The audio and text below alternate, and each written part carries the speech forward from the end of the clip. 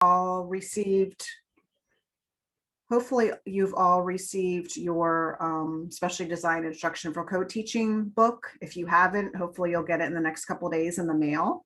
But we're also going to pull out some information from this resource.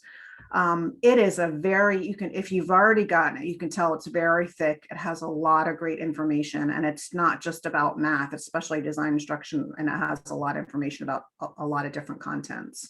But we will be pulling out some information from that, as well as an article that was written actually by Margaret Weiss is actually a professor at GMU, and she does a lot of work with inclusion, particularly in mathematics.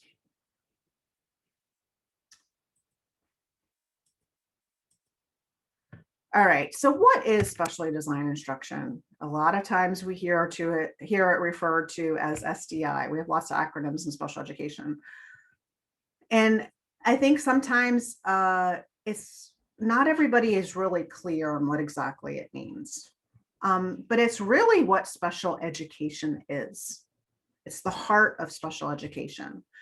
So if you look at the definition that's in the regulations, it means adapting as appropriate to the needs of an eligible child under this chapter, the content, methodology, or delivery of instruction. Now, also, if you recall, Crystal Bell and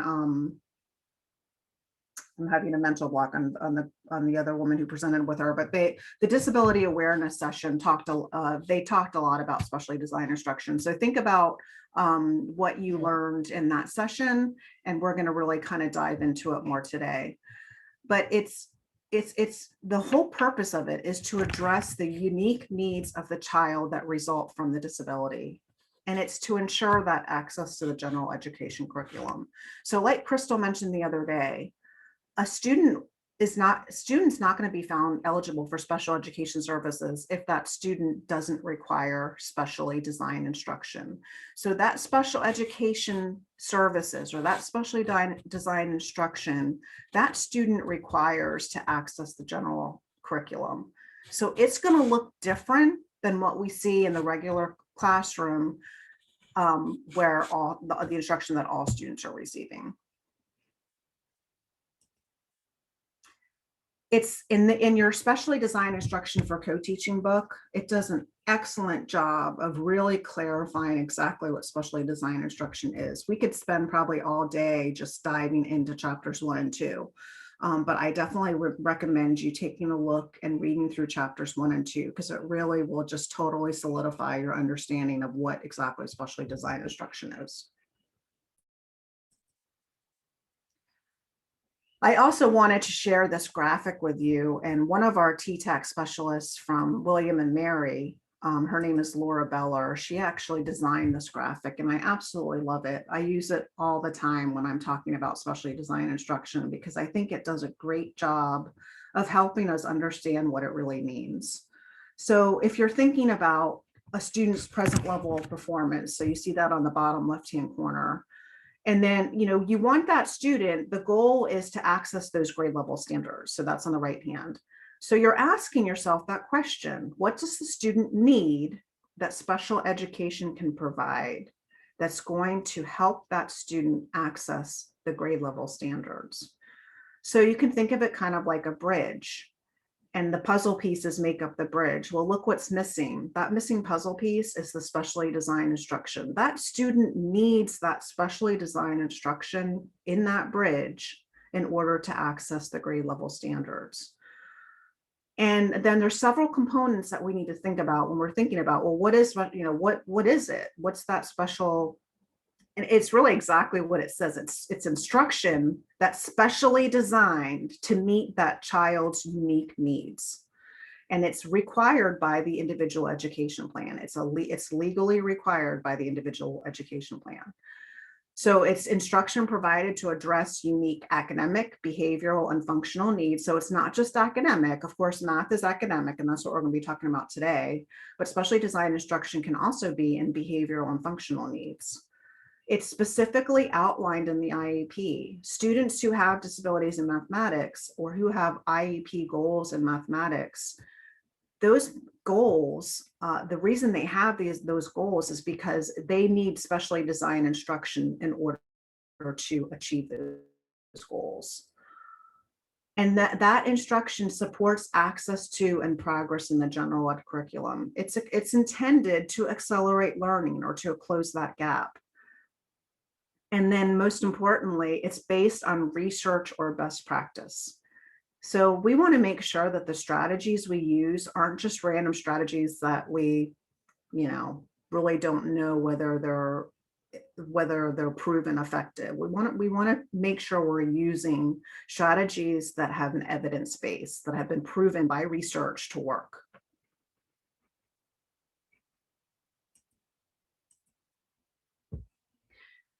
So thinking about math, what are some examples of when we might provide specially designed instruction in our co-taught math classes?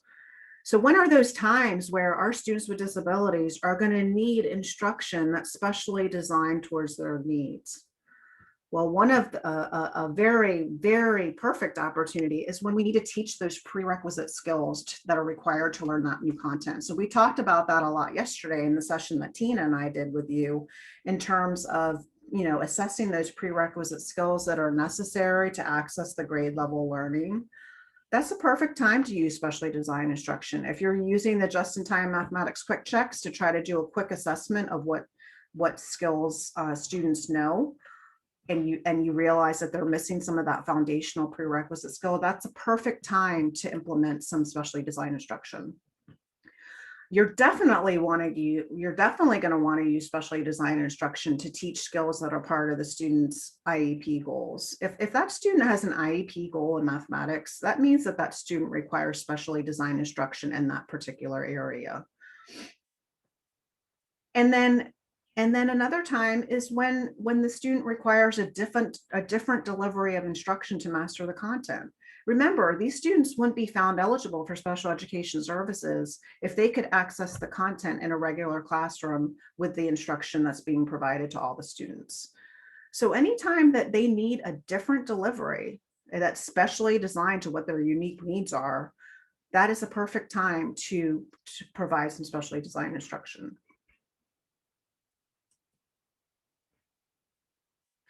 There's a lot of different, so, one of the challenges is trying to figure out how to integrate it into the co-taught setting, because we want to make, not every single student in our co-taught classrooms needs specially designed instruction. So we need to be pretty creative and strategic in how we actually integrate it into our lessons. So several of our co-teaching models, and they talked a lot about this on Monday when they were talking about the effective co-teaching relationships as well as the disability awareness session. But there are several co-teaching models that really that are more conducive to being able to integrate that specially designed instruction. Small groups, anytime you do small groups and stations, that's a perfect time to be integrating some specially designed instruction. Almost every math class that I've ever been in, that I've ever taught, that I've ever observed, always start with some kind of a warm-up, right?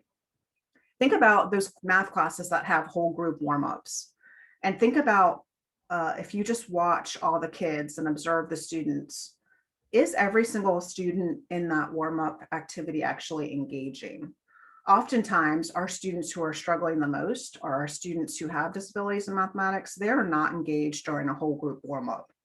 And I just look at that as wasted time. That's like the perfect time to pull a few kids and do some specially designed instruction. I would much rather specifically target instruction for 10 minutes and actually get something accomplished than allow that student to just sit there and be lost. That's the time a lot of times you see the kids go up and sharpen their pencils or look through their book bags or try to do anything to avoid actually doing the warm-up question that's on the board. Another really a good opportunity to do it is anytime you're having students do extension activities is a good time to try to integrate some specially designed instruction, or when students are working on independent practice. The alternative teaching model is another good co-teaching model that supports integrating specially designed instruction. And then of course, the other models like parallel teaching and station teaching, parallel teaching both groups could be learning the same content, but one group could be learning it in a different delivery, in that specially designed instructional delivery. So again, and whether you're doing face-to-face or virtual, hopefully most of us will be more face-to-face this year than last year, but you can still integrate these ideas in a virtual setting as well.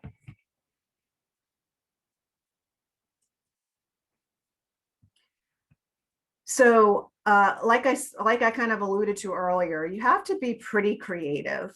And it takes planning. You can't just do specially designed instruction on the seat of your pants. You need to plan with your co-teacher when and how you're going to integrate it. So this article, specially designed instruction and co-taught secondary math courses, this was taken from Teaching Exceptional Children. And it just gives a nice example of how the teachers integrated specially designed instruction within their class lesson. So I definitely encourage you to kind of take a look at the different examples of that specially designed instruction, where it's placed. So you can see the left side is what the full class is doing, and then the right side addresses what specially designed instruction is going to be happening with particular students. And it doesn't always have to happen with a special education teacher. The regular education teacher can provide specially designed instruction too, but you have to make sure that you're collaborating and you're talking about what would that instruction look like. In your book that you received, hopefully most of you received it, and actually these page numbers are not correct. It should, on pages 93 through 96, has some really nice examples of templates. So if you have your book near you, I really like these templates. Starting on page 93, just take a look at it just for a minute or two if you have your book. And I probably need to, for those of you who don't have it, I think I'm gonna stop my virtual background so you can see it, because I don't think they let you show stuff when you have a virtual background. But you can see, here's an example. I don't know how clear that is, of a lesson planning template. And I really like it because it has the name of the student, the relevant learner characteristics. So, what are the student's strengths? Where does the student need some additional assistance? And then listing the IEP goals, because you want to make sure you are definitely addressing the IEP goals with specially designed instruction. And then coming up with your ideas on what a specially designed instruction would address those goals. So that's an example on page 23. I'm sorry, page 93. And then on page 94 is a weekly lesson plan for co-teaching. So that's actually a template that is similar to what's on the screen, where you're listening, you're kind of looking at it more of a holistic way and thinking about what co-teaching approach, what's the topic, what's the standard, what specially designed instruction is going to be integrated. And then page 95 is actually pretty similar to what we see on the screen, where you have the core curriculum activity and then what that specially designed instruction is going to be. So I would encourage you to use these templates. Page 96 is a nice template to use when you're actually using for when you're planning with your co-teacher.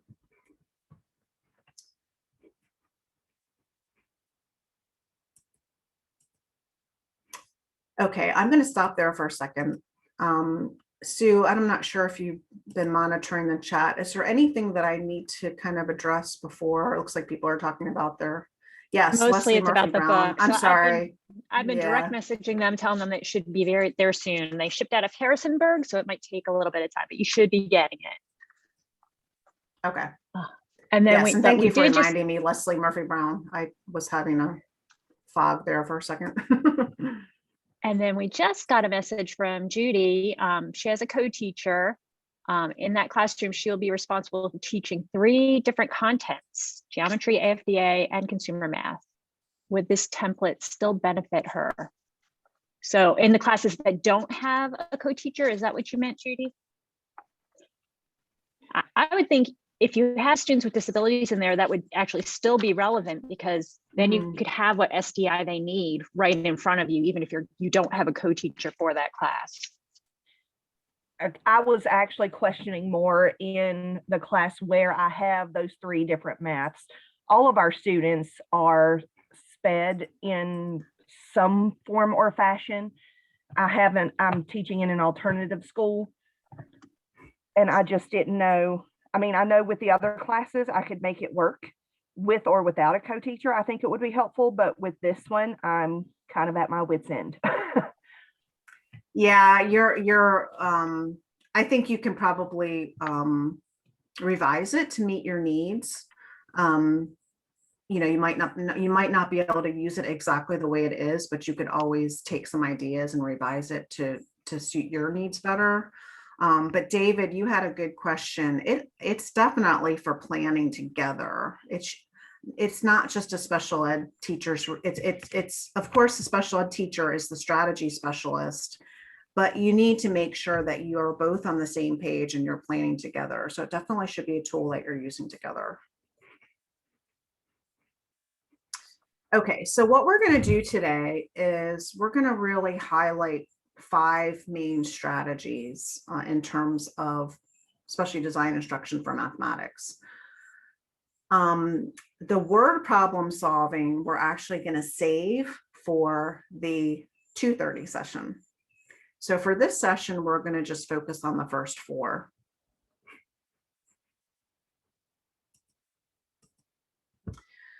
The first strategy that we're going to focus on is explicit instruction. And in your resource guide, if this is described on pages 6 through 11, and then in the co-teaching book, it is described on page 237 through 239. And we've already kind of talked about it in some of the other sessions. Dr. Morano referred to it quite a bit yesterday in her session. And the sessions on disability awareness also talked a lot about explicit instruction. So I just want to I want you to think about, as I go through what explicit instruction really means, how is this different than what you thought it was? Okay, so just think about what I might be telling you that might be new to what you knew about it before.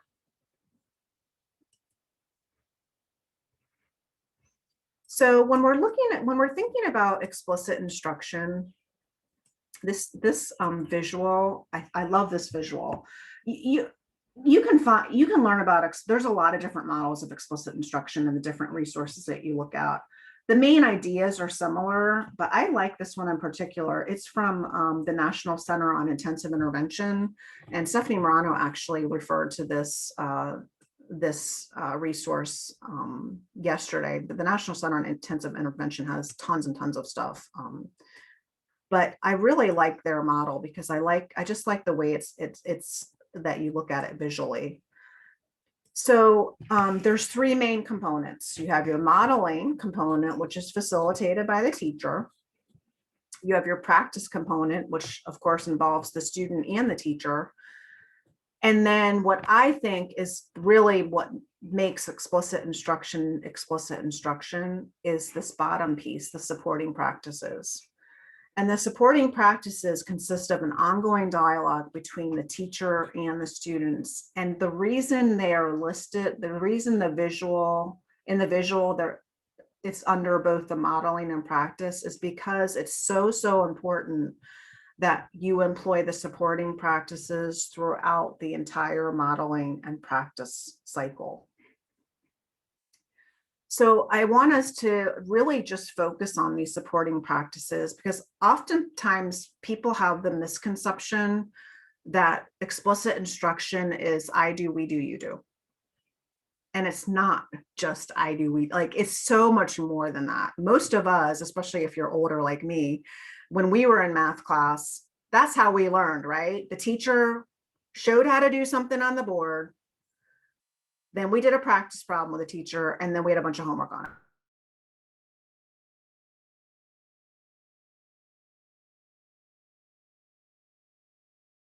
Right, more than that. And that's what I really want you to focus on is when I talk about these, particularly these supporting practices.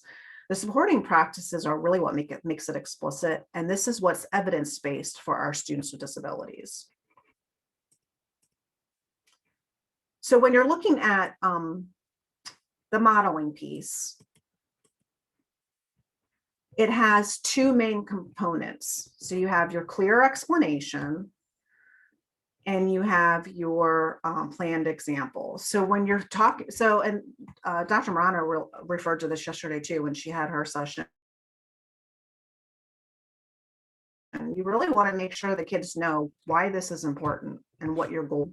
So you want to make sure that's included in your explanation.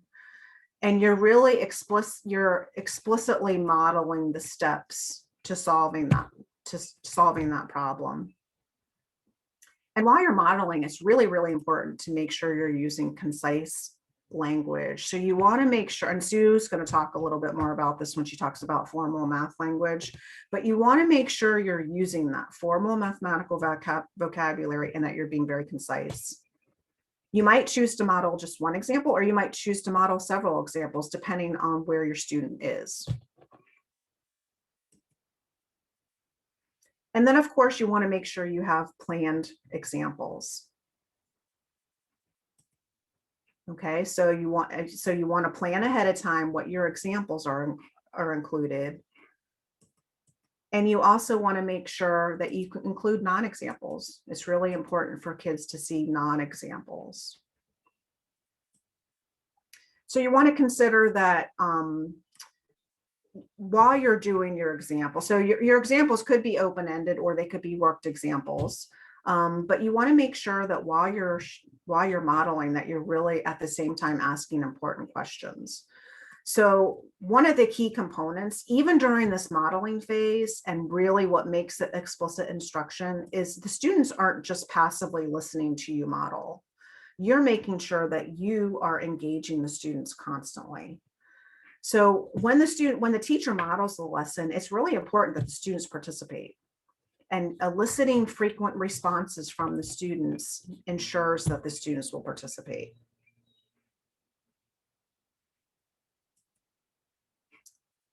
The next piece is the whole practice piece. So that's the second part of the model. So while modeling prepares the students to complete the test successfully, practice, of course, provides those multiple opportunities to practice the concepts.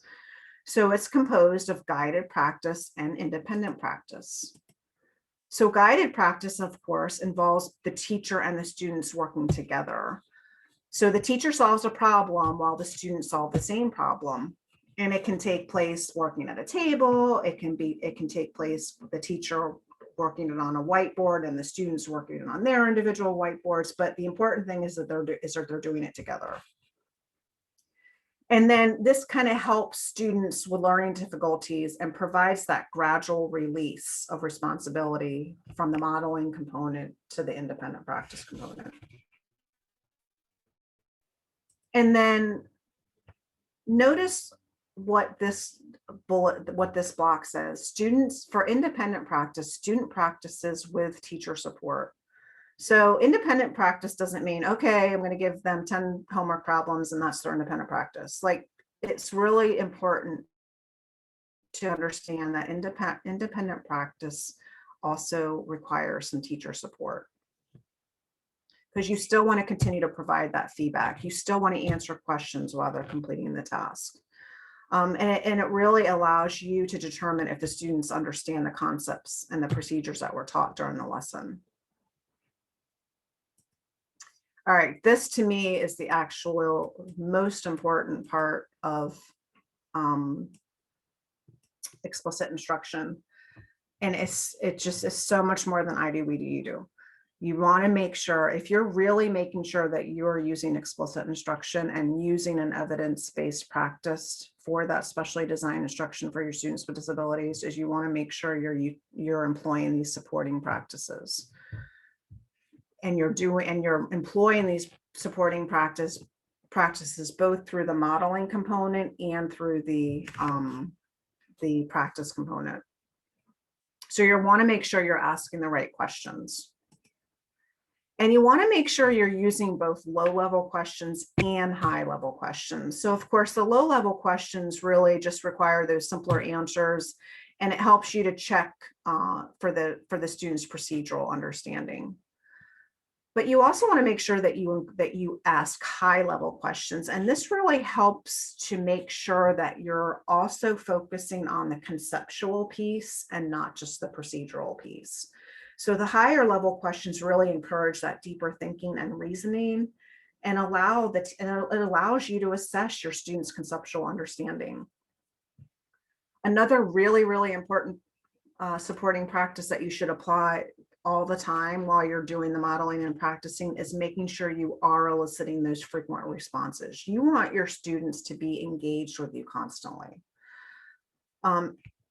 Not only to make sure that you're maintaining their attention, but it helps you to determine their understanding. So you want to make sure you're engaging your kids like every 30 to 60 seconds. And it can be all different kinds of engagement, as long as they're engaged. It can be a class-wide engagement where everybody has to put their thumb up. It could be an individual engagement where you ask a question that they have to respond to individually. They could do a partner engagement where they talk to a partner, like a pair, think pair share. It could be writing on a whiteboard. So it doesn't matter what the engagement is, but the fact that you're asking the student to engage constantly and to respond constantly. And then the third component is making sure you're giving that immediate specific feedback. So you want to make sure that it's both affirmative and corrective. So affirmative feedback proves most effective when you give students specific comments about what they're doing. So you might say something like, oh, I noticed that you used the counting up strategy to add those two numbers. The corrective feedback is provided when students make a mistake or misunderstand something. And it's really important that you encourage the students to explain their thinking. So you can you explain the steps you followed for this problem? This last one's probably most surprising to people, is the whole maintaining a brisk pace. So, sometimes people have the misconception that we have to go really slow. That's not necessarily true. We keep that engagement going by maintaining a brisk pace. And in order to do that, we have to make sure we plan ahead of time. You want your lesson totally planned out ahead of time so you can maintain that brisk pace. All right, so I did a lot of talking, and I'm hoping that you learned something new about explicit instruction. I do want to say that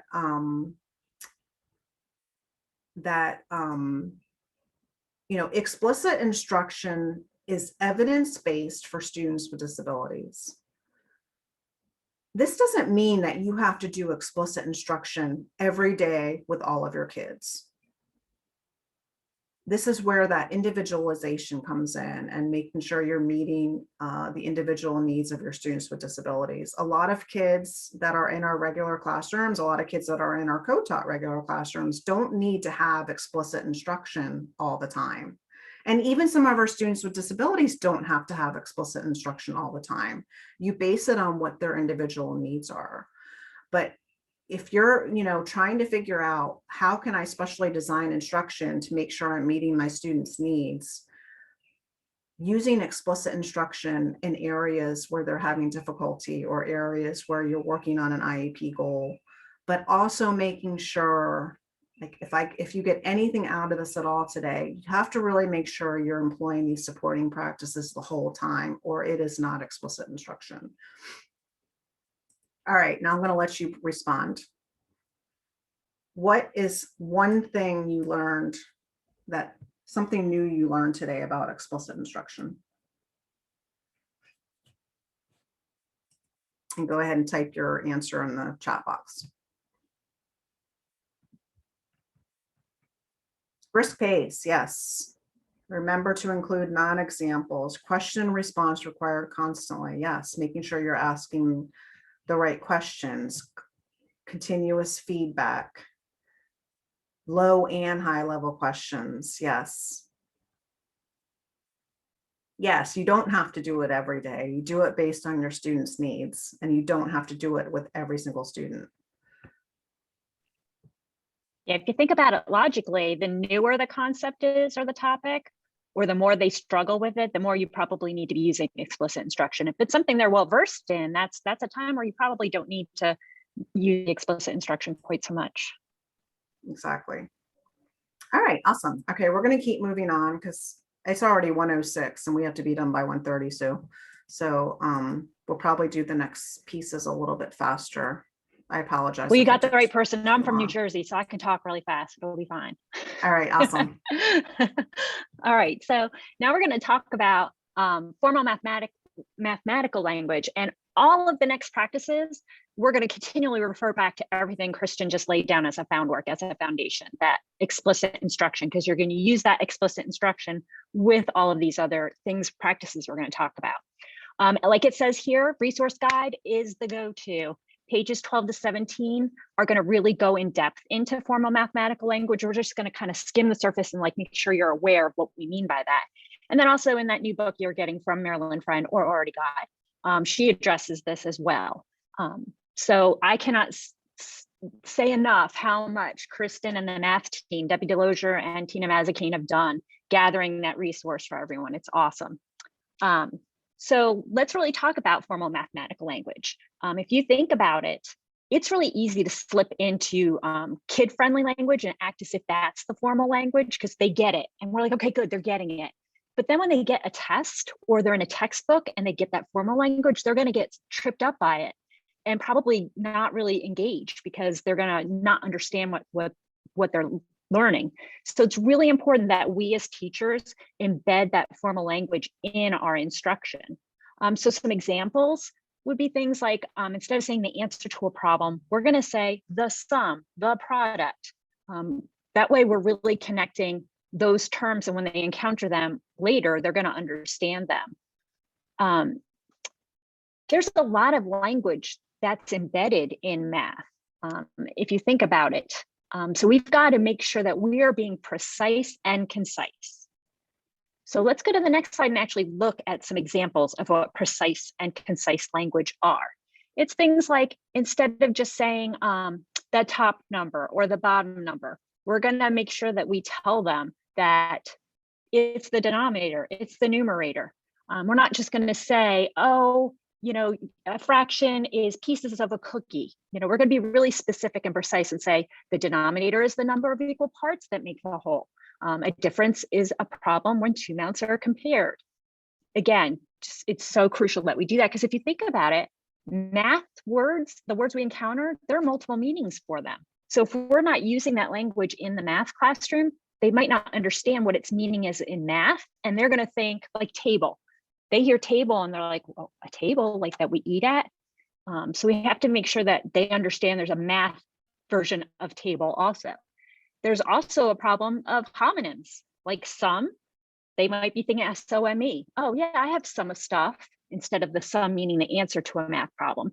And if you have students who are ELL students in your class, English language learners, for them in their home language, they might have different words. Instead of those multiple meaning words like table, they actually have a separate word in Spanish for math tables.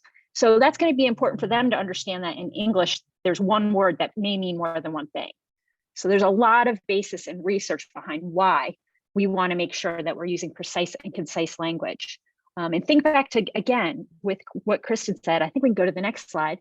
We're going to want to use explicit instruction. And we're going to want to be really purposeful and planned with our instruction, because think about why they're struggling. It's because they may have a math learning disability and they have an IEP for math, but a lot of times students have comorbidity, and that means they have a second disability as well.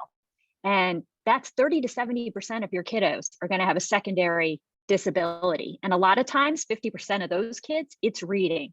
So this language piece is crucial to make sure that we're equipping them with the knowledge they need to be successful. So to think about it, here are great examples. When we're talking about in a number, a place value, we don't want to say the number in the tens place, because that whole double-digit number is a number. So we want to say the digit in the tens place, because that specific thing is a digit. It's the whole thing is the number. Especially when you think of fractions, we don't want to say the number, the top number, because that whole fraction is the number. 2/5 is a number. It's not 2 and 5. It's not made up of two separate numbers. 2/5 in and of itself is a number.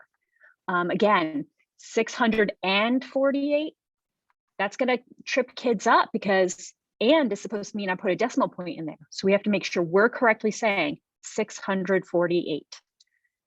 A great way to tackle this, I went through a math specialist program. We had to record ourselves constantly, and not necessarily to show someone else, but for us to review ourselves and make sure we were using proper language and using it correctly. And I was so shocked how many times I was not being clear and concise with my language with my students. So I had a little checklist, and I just would tally how many times I did it right and how many times I was doing it wrong. And I just made it a goal for myself to improve that. So make sure that you as co-teachers, you could do one teach, one observe, use that co-teaching model, and actually peer coach each other. Say, hey, today, can you take 10 minutes and just kind of chart how I'm doing with my language? Just some little tips. That's a great suggestion. So a tool at VDOE, another awesome tool that's been around, but they keep revamping them and making them even better, are the VDOE word wall cards. And I love these. We would print them out to have around the room and play games, make sure the students had that explicit instruction and had frequent interactions with the vocabulary. We also, for some students who needed that SDI, we made little cards. If you print them as 4 on a sheet as the layout, you can make cards for your students and put them on a ring. And then they have them at their desk to use whenever they need them. And the reason I love them is they're not all words. They use the most pertinent language that they need to. They're very concise, and they've matched them with a graphic or an image so that students have something to anchor in their mind when they encounter these words. So I think what we would like you to do now is, if you've used the word wall cards, can you put in the chat box how you've used them so your colleagues can maybe get some ideas from you? Because that's the best way for all of us to learn, is to learn from each other. And I think I'll just add, while people are typing ideas in their chat box, it's important to use formal math language with all of your students. It's evidence-based for all of our students, but where it comes into being specially designed instruction is some of our kiddos need that more explicit instruction on learning the vocabulary, or they might need to learn strategies to help them understand. Like, so in that book that referenced the page numbers in your resource that you got, there are some ideas on how to specifically teach vocabulary. So if you're teaching your students specific vocabulary strategies, like using the Freyer model or using different graphic organizers to help understand, and you're explicitly teaching them, that would be especially designed instruction. But it's important to use formal math language in your teaching in general with all of your kids. We want, and it really helps. The more you use it and the more you model it, the more the kids are going to do it. And it can be kind of a game, and just giving that positive reinforcement. Oh, I noticed you used the, and kids really, they'll buy into it. And it's going to be overall effective for everybody. So great ideas in here. People talking about using them as anchor charts. And if you use station teaching, putting that anchor chart in that station, that's an independent station. So kids have something to help them do that station work. 4 corners, awesome. Definitely, the more they interact and engage with the language, especially physically, the better it is. The more they're going to actually learn that word. I'm sure I'm not getting to all of them. Some people said word wall cards, so they have them up around the room as word walls. Some people said they snipped it and put them into their presentations, so they're actually part of their slides. Put them in their binders. So this is great. Good suggestions, everyone. So make sure you go through the chat. Use them as review practice. digital use. So just check out the chat and see all the ideas that your colleagues had. So our next one is one of my favorites. It's the concrete representational abstract approach. This one is so evidence-based. It's probably one of the oldest evidence-based math practices. Again, your resource guide and that Marilyn Friend book have more information. I also would like to tell you, I forgot to mention this earlier, when you go to that resource guide, some of the links in there, I recommend using the electronic version, not printing it out, because some of those links are going to take you to modules at the intensive intervention site. And you could turn that into a whole professional development opportunity for you and other colleagues. Maybe you form a PLC and you all decide, hey, we're really going to dive into CRA. That's how you'll hear this referred to. And we're going to do the modules and really learn together, learn alongside each other. So CRA basically just means that you have concrete materials, manipulatives that students use, and don't let anyone tell you that this stops at the elementary level, because there are manipulatives that go all the way to high school. And my kiddo, who is about to embark on a PhD program in chemistry, she was a gifted kid. When she was in high school and struggled in algebra or geometry, I'd be like, go get the manipulatives. And she would be like, I don't need those things. But it was so amazing how much quicker she could pick it up. And she would admit it after. She'd be like, oh, that was a lot faster than trying to read this whole chapter in the book. So definitely we need to be using concrete materials. Then we also want to link that with pictures or diagrams, something visual. And then those naked numbers, the abstract part of math, which is what most people think of when they think of math. We all know math is actually the thinking behind those abstract. And I'd like you all to notice that this is a Venn diagram, because when they first came out with CRA, they would try to tell you they have to master the concrete 10 times before they can move on to the pictorial method or the representational method. And we know now that's not true. We should be using them all at the same time. So as we're using concrete materials, we want to link it to those pictures and those abstract math problems. Our focus might be concrete, but we want to make sure they're seeing the other components while they're working on it. So let's look at each piece. Go ahead. And I was just going to add real quick, the whole idea of the Venn diagram and visual is it really also highlights the importance of individualization. You know, some kids need much more of the concrete than they do the pictorial and abstract. Some of our kids really go to the abstract pretty quickly. But you know what? They need the concrete and representational to help understand the conceptual part of it. You know, some of our kids can memorize a procedure, but they don't really know why it's working. So, I had a student who was a connecting. straight A math student, and I taught fourth grade primarily. I also taught at middle and then lower grades. But I remember one student who, we thought he was brilliant in math, straight A's.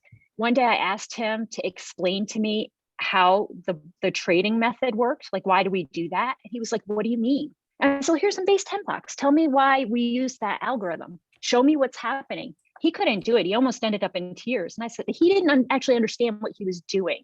He could go through the procedure. He had memorized it, but conceptually, like you're saying, Kristen, he did not have a clue.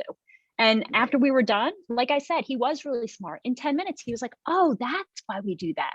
So I agree 100%. They might not need it as often or as long, but every kiddo should have to show you their thinking, tell you their thinking, and the concrete materials are a great way to do that. And some of our kiddos need longer, and that's okay. We need to let them have them. So when we're talking concrete, those are the three-dimensional objects you can actually touch. And you can see on here, those bear counters, sure, that's primary. We're probably not going to use that with your students or older students. But we've got a geo board on here for all of our geometry work. We've got angle legs for when we're measuring angles. And those ones all the way on the right, those are algebra tiles. And those are for algebra. And we have algebra blocks too that we can use. So it's definitely not limited to younger kiddos, especially fraction work. There's actually an example. Oh, sorry. There's actually an example. There's an example on the resource guide that shows how to use the algebra tiles in solving multi-step equations. So I would encourage you, because we're all secondary teachers, so take a look at that, and it really helps. It does help cement that conceptual understanding. to understand, well, why are we doing that to both sides and so forth. So I would encourage you to take a look at that example. And then representational or pictorial is just like it sounds, but it's not just pictures, like drawing pictures. It can be a diagram. It could be simple as tally marks, anything that's visually representing what's going on. And then last, we talk about the abstract. And abstract is, oh, I forgot to mention virtual manipulatives. They kind of bridge that world between your concrete materials and your pictorial, because they look like the manipulative, but they're flat, they're two-dimensional. So make sure you're using those as often as you can. And by building off of that, we can make sure our kiddos really have that conceptual understanding we need to do good mathematical thinking and problem solving. So last, we're going to talk about the virtual manipulatives that are out there. And here are some that we have found that we love and we go to all the time. If you haven't checked them out, please do. There is a virtual manipulative for any concrete material you can think of. And then how about we take a time, if you guys have different ones you use, can you throw in the chat different manipulatives you might be using that are online versions? Yeah, I have found that whatever I'm looking for, you can even do a Google search, virtual manipulative for algebra tiles, or, and just doing a search usually ends up finding you something. There's some but good just to ones emphasize again, concrete representational abstract is an evidence-based strategy that we encourage you to use with all of your students. But where it really turns into especially design instruction is tailoring how much of it you're using and the explicit instruction that is involved in that CRA that you're using with your students with disabilities. You might find that one of your kiddos is having trouble learning a concept, so you need to work with them individually and show them more of the concrete representational and being much more intentional and explicit about making the connections for them. So again, you just have to kind of think about, yes, these strategies are great for everybody, but sometimes you're going to have to tailor them more to meet the needs of your students. So check the chat out. There's lots of good ones in there, and a couple, I'm writing them down on my paper because I want to check some of these out that I don't know. And someone said, yep, no shortcuts. You can use a shortcut after you understand it, but to just use a shortcut is just cheating yourself, because down the road, you're going to encounter something where you need to understand that concept, and then you're not going to be able to do that next complex task that's at hand. Right. Awesome. Someone asked if manipulatives have to be something you touch. Technically, yes, that's the whole concept, is a manipulative is something you can touch. Now, it doesn't mean virtual manipulatives aren't good. Like I said, it's a good bridge between that concrete material and the pictures. Yeah, and if you think about what the word manipulative means, you can still manipulate virtual manipulatives. You're just doing them, either with your touch screen or your mouse, so I think they really still serve the same purpose. But yeah, I mean, some of our kids definitely, and that could be where you're thinking about how you can do things differently for students who need it. Is, some kids may not really do well with the virtual manipulatives, and you have to make sure they have them physically to move around and touch and so forth. So I also mentioned that we created a progress monitoring sheet that you can use to track how your students are doing with the concept, and that's in your Bitly folder. So you might want to give that a try. It's just a way to keep track of how often they've used that concrete material before they were ready to go on to pictorial. And that can just help you show that you are using their specially designed instruction in their math class. So one of the last ones we want to talk about is fluency, because one of the biggest problems that our students have who have a math disability is working memory. And if we work on their fluency, that frees up some of that working memory, because instead of working so hard on just doing some computation, like knowing their facts or knowing what digits mean, getting their number sense built up, we can spend more time on the higher concepts if we've built up their fluency. Again, that resource guide is an awesome place to get more information. So like it says here, and this is right in your framework, computational fluency consists of developing flexible, efficient, and accurate methods for computing. So note here, it doesn't say rote memorization. It's great if we can get them there, because that way, with that automaticity, they're definitely freeing up working memory, but we want to make sure that they can accurately get an answer in an efficient manner. That's our goal. So the way we do that is by working on different strategies.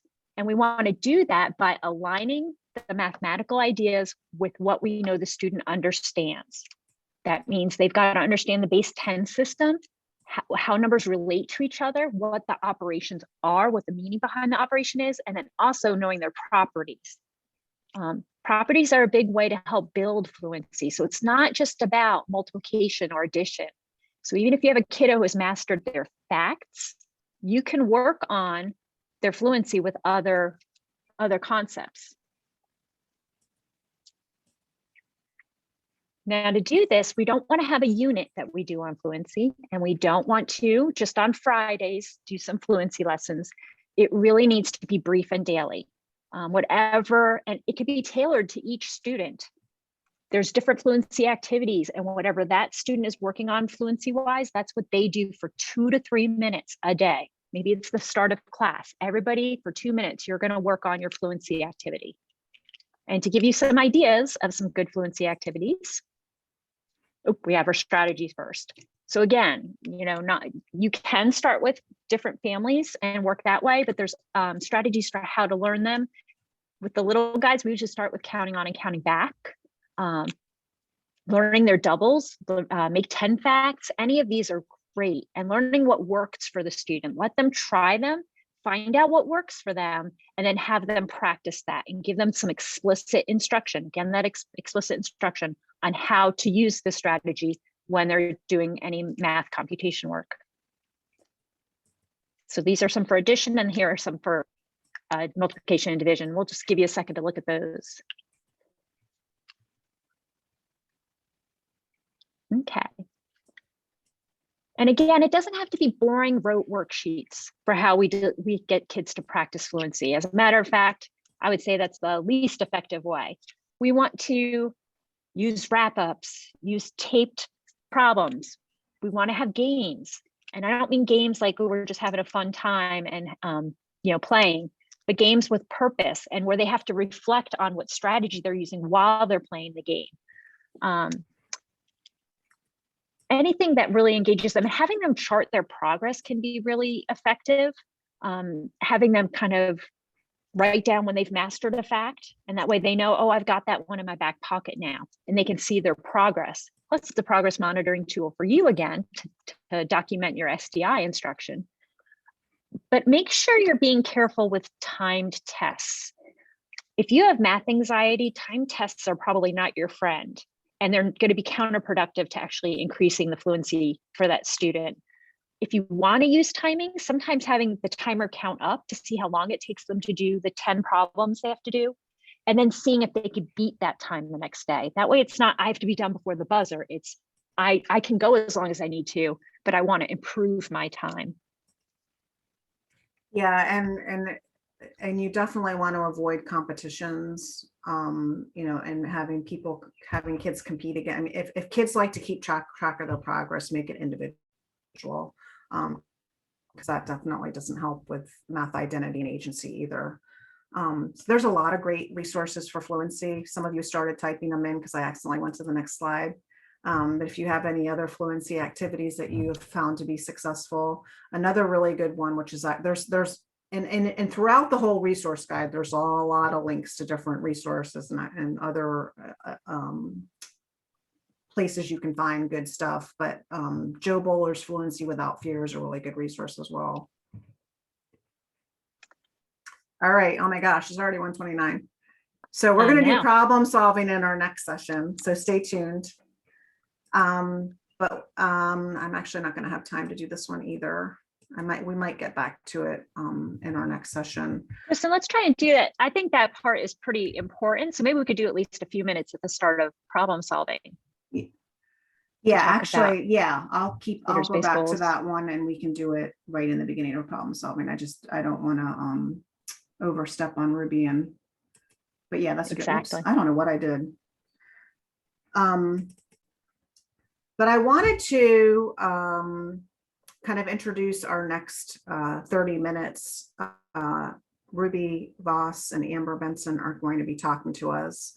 And they are actually part of our Excellence in Co-Teaching initiative. This slide I actually put into the AMSET folder by itself so that you can go directly to these links. So when you go right to the bit.ly site, you should see it right in that bit.ly folder. But we have an Excellence in Co-Teaching initiative that was started at the VDOE. I guess it's been 6 years. So we had a first group of we call them co-teaching demonstration sites all throughout the state. And these co-teaching demonstration sites were part of the initiative for 5 years. And they actually came up with this book, Chalk It Up to Experience. This is an awesome book, and I have the link to it on this slide, where they just talk about, what works for them, and it's a really great resource just to get some ideas on what works for other people. But there's also a lot of resources there for the real co-teachers of Virginia middle and high. So all of our demonstration sites that were part of the middle or high schools, there's an actual page on TTEC's website dedicated to the real co-teachers of Virginia. And there's a lot of resources on that page, including web shops, instructional videos, all different kinds of things that they did throughout the 5 years. So last year, we actually started a whole new group of demonstration sites, and Ruby and Amber are actually at one of our demonstration sites in Roanoke. So I am going to stop talking because you're probably tired of hearing me anyway. And I'm going to turn it over to Ruby and Amber. Hey. Powers now. I have to stop sharing, don't I? Yes. Do we have Okay. There we go. share? We're going to try. I made you co-host. You should be able to share. Okay, excellent. So we're going to do that. Hold on just 1 second. Let's get going. Hi, everybody. It is so nice to be here with you today. I am Ruby Voss, and this is my partner, Amber Benson. Hello. And we're at school, and we're excited to talk to you today about what works. And yeah, it's co-everything. We are not kidding. People ask, do we usually dress alike? That is not a requirement. It's just we've been teaching together so long that we can pretty much dress alike every day without a problem. So we just text each other and say, hey, what are we wearing tomorrow? And it works out really well. So, all righty. Together, we've got about 20 plus years of experience. This is our the beginning of our fifth year together. I am certified in special ed and in math. Amber is certified in math. We met in August 2017 and we jumped off the cliff together and we just haven't looked back. Our philosophy